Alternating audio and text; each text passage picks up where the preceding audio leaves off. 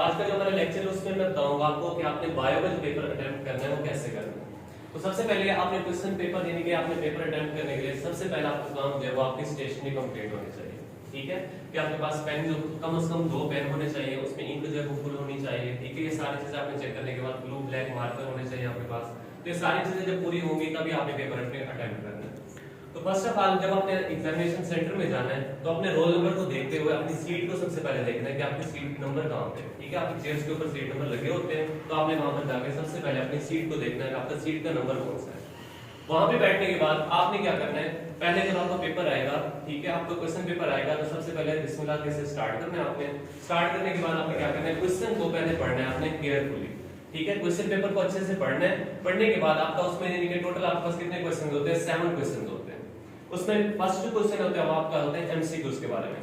अब आपने करना क्या है, अब एमसीक्यूज जो आप कर रहे होते हैं तो आपने पहले एमसीक्यूज को गौर से पढ़ना है, उसके ऑप्शंस को देखना है। ये नहीं है आपने पहले एमसीक्यूज कर रहे हो तो फॉर एग्जांपल आपको लग रहा है कि आपका जो ऑप्शन ए है वो करेक्ट है तो आप आगे जाओ ही ना, लेकिन आपने ऐसा नहीं करना। आपने पूरे चारों ऑप्शंस को केयरफुली पढ़ना है। पढ़ने के बाद आपको फिर आपने डिसीजन लेना है कि कौन सा आपका करेक्ट ऑप्शन है और फिर आपने देखना है। एमसीक्यूज में काफी दफा इन्हीं के बच्चों ने मिस्टेक्स भी किए हैं। आपने एमसीक्यूज को अच्छे से देखना है। आपने देखना है कि option A, B, C and D 4 options होते हैं, तो आपने देखना है क्या वो ऑप्शन इस तरह से दिए हुए हैं या क्या उन्होंने ऑप्शन इस तरह से दिए हुए हैं, यहां से इस तरह से स्टार्ट किया उन्होंने। ये यहाँ पर काफी सारे बच्चे मिस्टेक्स करते हैं।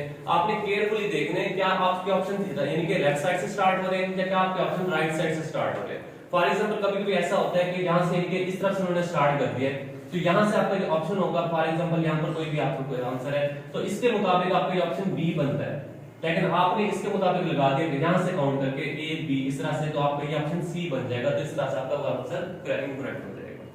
तो आपने केयरफुली देखना है कि ऑप्शन जो है वो दिए किस तरह से हुए, क्या वो लेफ्ट साइड से स्टार्ट किए हुए या राइट साइड से दिए हुए। तो आपने आपके तकरीबन यानी कि बायो के पेपर के अंदर आपके 12 एमसीक्यूज होते हैं। ठीक है, जो इनके चैप्टर वाइज उन्होंने इनके डिस्ट्रीब्यूशन किए होते हैं। हर चैप्टर में से कहीं से 2 होते हैं, कहीं से 3 होते हैं, तो चैप्टर वाइज होते हैं। तो आपने ये 12 एमसीक्यूज केयरफुली पढ़ने हैं। सारे पढ़ने के बाद उनके कि आपने बबल फिल करना है। अब जब आप बबल फिल करते हो तो वहां पर आपने मिस्टेक्स नहीं करनी। मिस्टेक्स कैसे नहीं करनी, एक तो यानी कि आप कोशिश करें कि मार्कर से फिल करें उसको। ठीक है, क्योंकि पेन से होते हैं, बोर्ड के पेपर होते हैं, काफी महीनों तक पड़ जाते हैं तो वो इंक जो होती है ना वो थोड़ी इनके धब्बे हो जाती है। तो आपने करना क्या है, आपने मार्कर से फिल करना है और यानी कि आपने उसमें रिमूवर का इस्तेमाल बिल्कुल भी नहीं करना।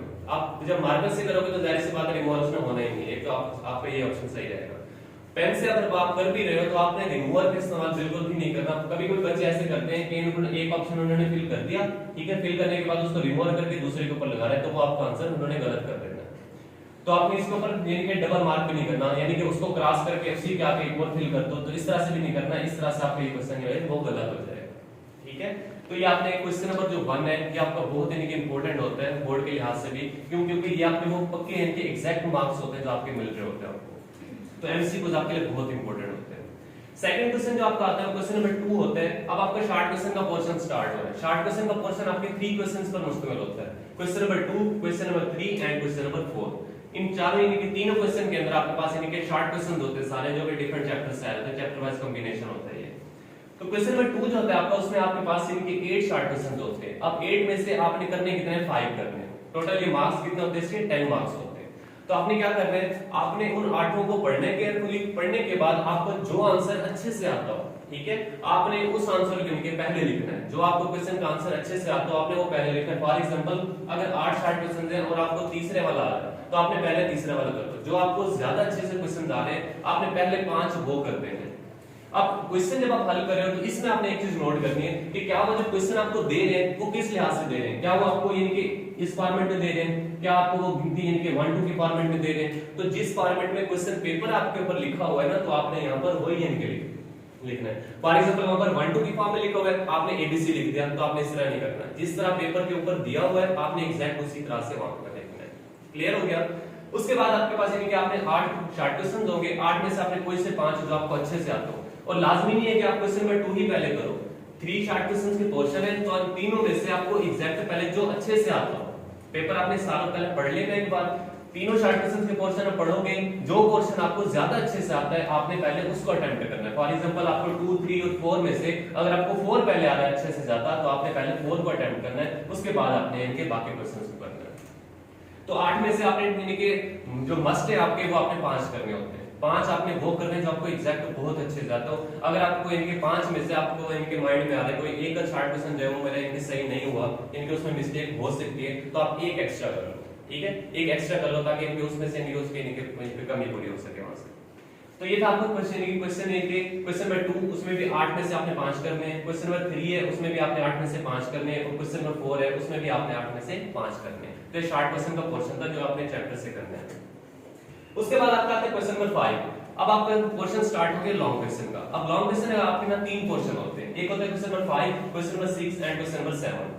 तो इसमें से आपने देखना है, अब इसमें कुछ हर क्वेश्चन में ना आपके पास दो ऑप्शन है, ऑप्शन ए की ए होता है और ऑप्शन बी होता है। तो ये दो लॉन्ग क्वेश्चन होते हैं। ऑप्शन जो ए होता है आपका क्वेश्चन नंबर 1 जो होता है वो 5 मार्क्स का होता है और जो बी होता है वो 4 मार्क्स का होता है।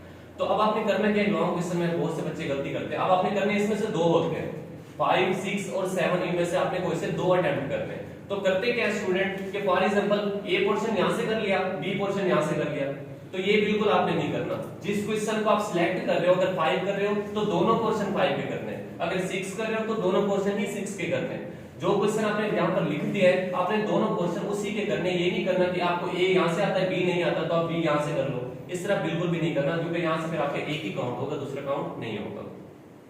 उसके बाद आएंगे आपके क्वेश्चन नंबर 5, ये लॉन्ग क्वेश्चन आपने ए बी दोनों पार्ट्स करने हैं। अब ए जो होता है वो आपका 5 मार्क्स का है, बी आपका 4 मार्क्स का है, तो टोटल आपके ये बन जाएंगे 9 मार्क्स। तो 9 आउट ऑफ 9 है कि आपके आ सकते हैं अगर आप अच्छे से इसको अटेम्प्ट कर रहे हो। तो यहाँ से आपने दो क्वेश्चन यहाँ से हो गए। इस तरह आपके पास फिर क्वेश्चन नंबर 6 आता है लॉन्ग क्वेश्चन का, उसमें भी ऐसे ए बी पार्ट है, एक 5 का हो गया, एक 4 का हो गया, एंड लास्ट में आपका होता है 7। तो आपने इन तीनों में से कोई से दो अटेम्प्ट करने हैं, यानी कि एक्स्ट्रा लिखने की ज्यादा जरूरत नहीं है। अब जब आपका ये पेपर कंप्लीट हो चुका है, आपने अच्छे से उनकी एक तो हेडिंग्स बनानी है। हेडिंग्स जब आप कैसे बनाओगे, जैसे फॉर एग्जांपल आपका बायो का क्वेश्चन है कि डिफाइन ट्रांसपिरेशन, ठीक है, तो आप ट्रांसपिरेशन की आपसे डिफाइन पूछिए तो आप हेडिंग में जस्ट आपने पूरा नहीं लिखना डिफाइन ट्रांसपिरेशन, तो आप जस्ट ट्रांसपिरेशन लिख दो, उसकी हेडिंग बना दो अच्छे से। हेडिंग बनाने के बाद अगर आपको एग्जांपल एग्जैक्ट आती है, उन्होंने नहीं पूछी तो फिर भी अगर आपको एग्जैक्ट आती है तो एग्जांपल आप लिख दो, वहां पे आपको एक पॉजिटिव पॉइंट हो जाता है। अगर आपको एग्जांपल नहीं आ रही तो गलत नहीं लिखनी, ठीक है, एग्जांपल आ रही है अच्छे से आप लिख दो, एग्जांपल नहीं आ रही तो लिखनी नहीं है, गलत नहीं लिखनी बिल्कुल। उसके बाद इनके आपने अच्छे से इसको हेडिंग बना के हेडिंग को अच्छे से लिखो। उसके बाद इनके अटेम्प्ट आपको पेपर की प्रेजेंटेशन बहुत अच्छी होनी चाहिए ताकि वो पेपर जो चेक करने वाला उसके ऊपर एक इनके अच्छे इंप्रेशन पड़े आपके पेपर का। जब आपका पेपर कंप्लीट हो जाए आपने उसको अपने टाइमिंग इस तरह से एडजस्ट करनी है कि आपका पेपर कंप्लीटली हो जाए और आपके पास लास्ट में 10 से 15 मिनट बच भी जाए। क्यों? ताकि आप दोबारा से एक बार सारे पेपर को रिवाइज करो जो आप लिख चुके हो, ताकि उसके अंदर कोई भी गलती आ जाती है तो आप उसको करेक्ट कर दो। तो इस तरह से अगर आप पेपर करेंगे तो इंशाल्लाह उम्मीद है कि आपके बहुत अच्छे